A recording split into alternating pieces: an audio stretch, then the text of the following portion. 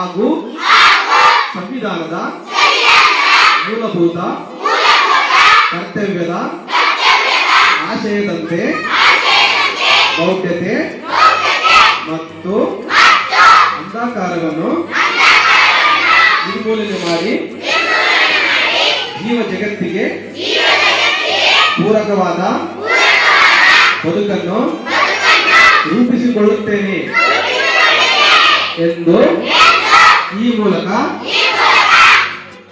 ರಾಷ್ಟ್ರೀಯ ವಿಜ್ಞಾನ ದಿನ ಅಂದು ಪ್ರತಿಜ್ಞೆ ಮಾಡುತ್ತೇನೆ. ಜೈ ಭಾರತ, ಜೈ ಕರ್ನಾಟಕ, ಜೈ ಸಂವಿಧಾನ, ಜೈ ವಿಜ್ಞಾನ. ಒಬ್ಬರು ಜೋರಾಗಿ ಹೇಳಬೇಕು.